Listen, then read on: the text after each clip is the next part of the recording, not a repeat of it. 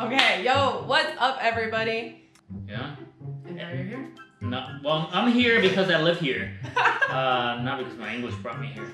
They lure me to safety, and the police are waiting at the top of the hill. Okay. It is on. Actually, can you check to make sure I look okay in it? You look fine. So, my first victim. So, what brought you here today? It's your show. Escaping G-Men. Did you do anything wrong or something? Not yet. I have had the cops called on me one time though. Oh, what'd you do? It was late at night, and I wanted to go and listen to the ocean. What are you? I'm like from 5. the 80s?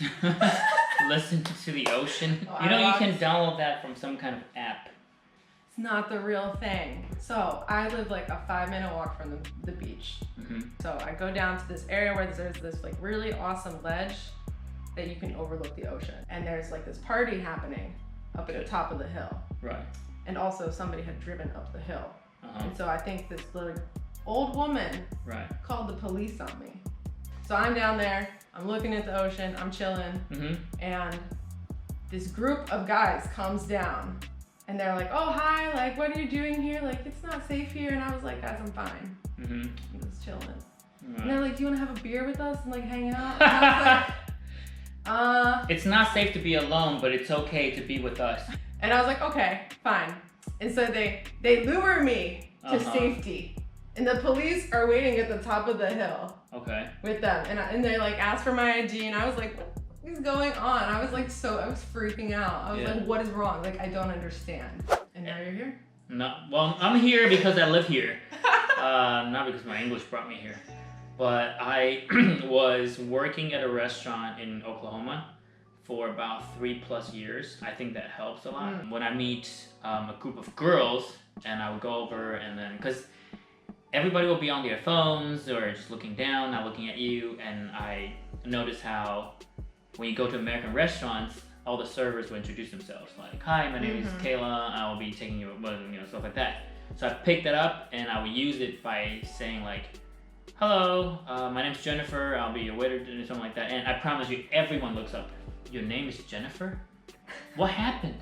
I'm like, no, I'm just kidding.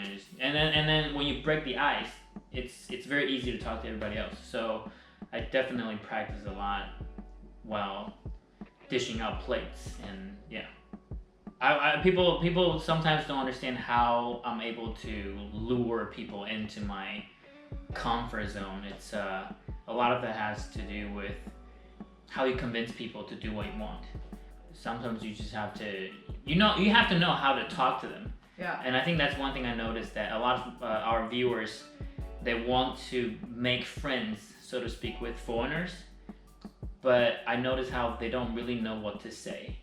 Then what is your best suggestion then for people that do want to be friends with foreigners or that are shy to approach them?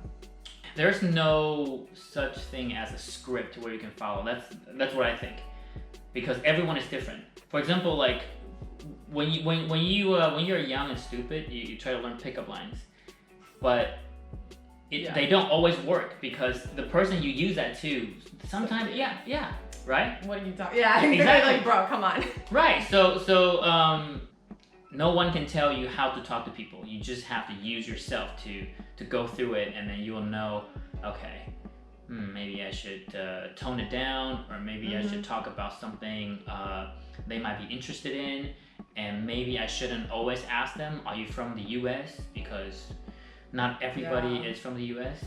Yeah, Philly cheesesteaks. Can't say I remember much about it because it was like a one night thing. This happened 15 years ago. Did you get cheese whiz? No, I don't think I did. You got like American cheese? Did you get yellow cheese? I don't remember. Let's not go there. I'm like, this is the Philly cheesesteak interview. Oh yeah. Wait, that's my best friend. 6 years ago in a kiddie pool in my front yard. Nice. I open my phone and my kids are like, ha ha ha. Your kids did that? Yeah, they're just kind of like, teacher! I'm like, that's my friend and me, my another friend, my fist.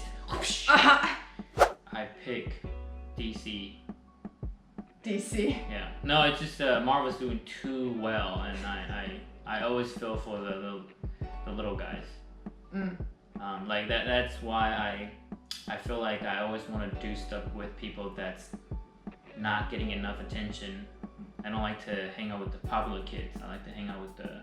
I'm not saying they're not popular. I'm just saying I like to do things with people that's not getting a lot of resources. Yeah, well, I always tell myself, I'm like, 我是一个小 YouTuber. And that's Everybody okay. was small. That's okay. Everybody was small once, right? So. Exactly. Yeah. Well, my goal is 100,000. I could go more than that, but I'm also like. You'll get there if you follow the blueprint in the recipe. There are always a lot of people that have talents, and sometimes you feel like you can always look at your backs. You know, you can never catch up to them. But that doesn't mean that you can't try your best. You know what I mean? Like, exactly. And you never know.